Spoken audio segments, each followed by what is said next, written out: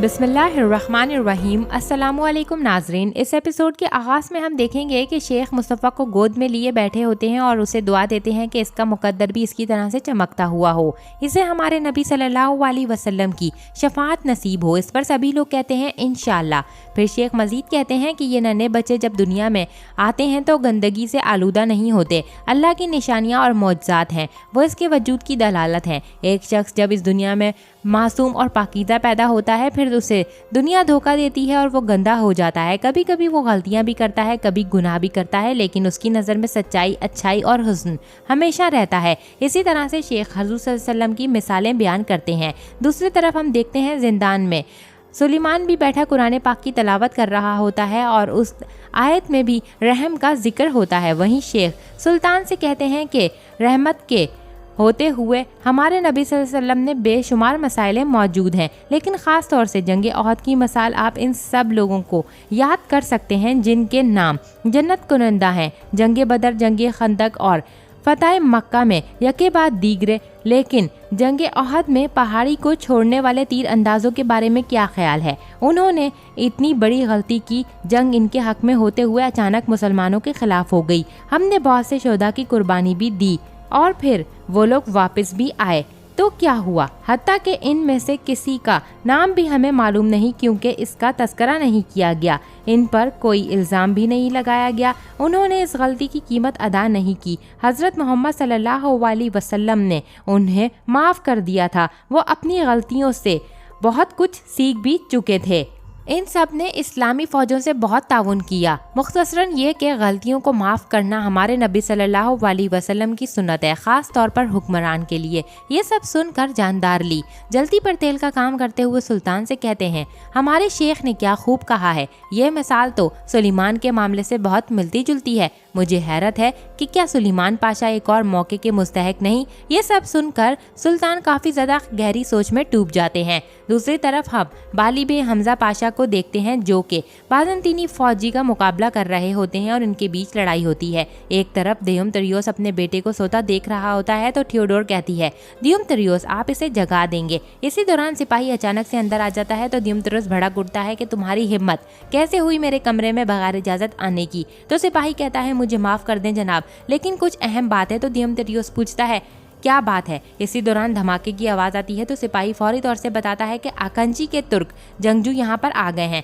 वो हमारी साहिली फौज के साथ लड़ रहे हैं। ये सुनकर दियुमतरियोस फौरी तौर से कहता है, बेड़ा तैयार करो, मैं अपने खानदान के साथ साहिल के रास्ते से बाहर जाऊंगा, इनका ध्यान बटाओ। तो दूसरी तरफ हम सिपाहियों के दरमियान लड़ाई जारी देखते हैं कि अचानक काफ़ी देर के बाद सिपाही बाली बे और इनके साथियों की तरफ आने लगते हैं तो वो लौट कर वहाँ से भागने लगते हैं। एक तरफ हमजा पाशा भी घात लगाए बैठे थे और फिर कहते हैं कि अब हमारी बारी है। जो ही दियुमतरियोस साहिल के करीब आता है तो हमजा पाशा उसके सामने आकर उसे पुकारते हैं कि दियुमतरियोस, और फिर उसे कहते हैं तुम रुको, भागो मत। इस पर दियुमतरियोस कहता है, खून रेज़ी की ज़रूरत नहीं। तो हमजा पाशा कहते हैं कि क्या तुमने सोचा था तुम्हारी धोखाधड़ी हर किसी का ध्यान नहीं जाएगा?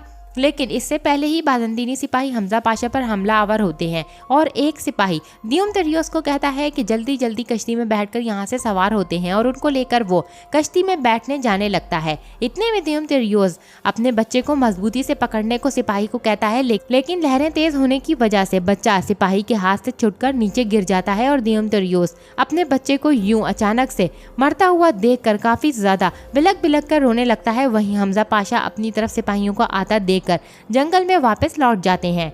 दूसरी जानिब हम देखते हैं कि सुल्तान मुस्तफ़ा को लिए बैठे होते हैं और उसे देखकर कहते हैं, मेरा आधा दिल बायजीद और आधा दिल मुस्तफ़ा है, अल्लाह का शुक्र जिसने मुझे इस दुनिया में ही जन्नत के मेवे दिए।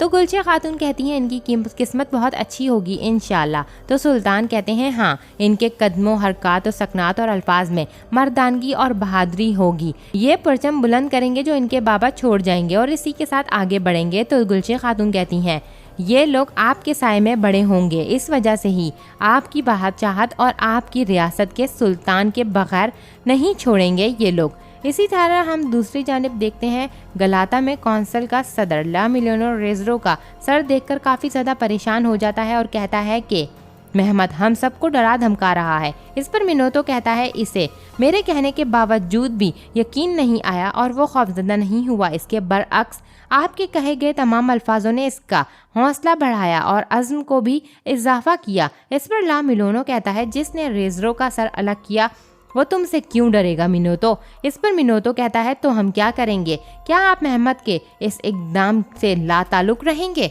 इस पर ला मिलोनो कहता है मेहमत एक नौजवान और पुरजोश सुल्तान है, हम मेहमत से कहीं ना कहीं किसी तरीके से मुआहदा करेंगे। तो मिनोतो पूछता है हमारे माली नुकसान का क्या होगा। तो ला मिलोनो कहता है ऐसी बातें ना करो जैसे तुम जानते ही नहीं। कौंसल की किताब में हर हिसाब किताब लिखा जाता है क्योंकि वो नुकसान किसी से भी पूरा करना तो होता है। तो मिनोतो कहता है जी हाँ, मगर किससे। तो ला मिलोनो कहता है तुम्हारे तमाम मालियाती असासे जब्त कर लिए गए हैं। इस पर मिनोतो कहता है आप ऐसा नहीं कर सकते, मैं ऐसा नहीं होने दूंगा। तो ला मिलोनो कहता है इतना ही नहीं बल्कि तुम फौरन गलाता से चले जाओ वरना तुम्हें अपना माल नहीं बल्कि जान भी देनी पड़ेगी। दूसरी तरफ हम जिंदान में सुलेमान के पास 2 सिपाहियों को आता देखते हैं। तो सुलेमान उन्हें देखकर कहता है ऐसा लग रहा है कि अदालत की जरूरत नहीं है। हाँ, इतने में दरवाजा खोला जाता है और सिपाही सुलेमान से कहता है बाहर आओ। इस पर सुलेमान उठ खड़ा होता है और काफी ज्यादा खौफजदा से अंदाज में जिंदान से खामोशी के साथ बाहर निकलने लगता है और फिर मौत के तख्त के सामने आग खड़ा होता है। तो जानदारली उसे पुकारता है बालता होकलो तुम गलत जगह पर जा रहे हो। इस पर सुलेमान कहता है पाशा आप यहाँ। तो जानदारली कहता है हाँ, हमारे सुल्तान को तुम पर रहम आ गया है, अब तुम आज़ाद हो। तो सुलेमान फौरन से पाशा के कदम छूने लगता है। तो पाशा कहता है बस करो, मैं तुम्हारे साथ मिलकर काम करूंगा। तो सुलेमान कहता है अल्लाह आपसे राजी हो पाशा।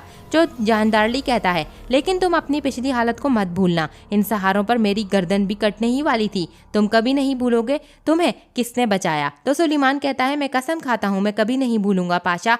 जो जानदारली कहता है ठीक है।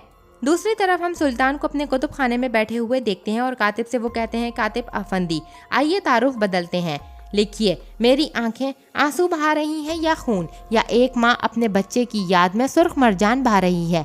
आपके दिल। यहाँ पर सुल्तान कश्मकश का शिकार हो जाते हैं कि आखिर वो क्या लाइनें लिखें और फिर सुल्तान सोचते हुए कहते हैं कि इन सब लाइनों से कोई फ़ायदा नहीं होगा। इसको इस तरह से बयान करते हैं कि दिल की हर बात आंखों से आया है, तो क्या फिर भी तुम मेरी मोहब्बत को नहीं देख पा रही। मेरी मोहब्बत तुमसे कोई राज है, मेरी आंखें और समंदर बहुत बातें करती हैं, मेरी आंखों की तरह ना बनो। क्या दिल बिखर गया, आओ देखो क्या आफत जान पर बनी है। उसने कहा मुझे मोहब्बत की अलामत नहीं मिली या जुदाई। मैंने कहा कोई हर्ज नहीं, लेकिन क्या वक्त उसे मुझसे कहीं दूर कर देगा। फिर सुल्तान पूछते हैं कि क्या आपने सब कुछ लिखा है कातिब आफंदी। तो कातिब कहता है जी हाँ मेरे सुल्तान। तो सुल्तान कहते हैं बहुत आला, आप इन जुमलों को उन्हीं के शायरी मजमुए में शामिल करें ताकि सदियों बाद हमारे पोते पोतियाँ ये देखें कि हमने एक तहजीब बनाई है, ना सिर्फ हथियारों से बल्कि अल्फाजों से भी। इसी दौरान दरबारी आकर बताता है रेहान आ गया है मेरे सुल्तान। तो सुल्तान कहते हैं अंदर भेजो। इसके बाद रेहान सुल्तान के सामने आता है और कहता है कि आपने मुझे बुलाया सुल्तान। तो सुल्तान कहते हैं हाँ, मेरा कमरा तैयार करें और बाहर खातून को खबर भेजें, मैं आज रात इनकी मेज़बानी करना चाहता हूँ। तो रेहान कहता है जैसे आपका हुक्म मेरे सुल्तान। इसके बाद सुल्तान एक हार तैयार करने लगते हैं। दूसरी जानिब हम देखते हैं गलाता में, जहाँ पर नादिया सिपाहियों से कहती है तो तुम कुस्तुनतुनिया में हिफाजती इकदामात करने वाले दस्ते में थे। इस पर सिपाही कहता है जी हाँ मोहतरमा। तो नादिया कहती है मुझे उम्मीद है तुम दूसरों की तरह नाअहल नहीं होगे। तो सिपाही कहता है बिल्कुल मोहतरमा। इसी दौरान वहाँ पर नादिया कहती है कि दोबारा किसी किस्म की कोई कोताही नहीं चाहती मैं, इसके मुताबिक तैयारी करो। इतने में सिपाही कहता है ठीक है और वहाँ पर एक लड़की आकर नादिया को खबर करती है कि मोहतरमा नादिया, मरने वाले मुहाफिजों में से स्टीफन नामी मुहाफिज की बीवी आपसे मुलाकात करना चाहती है।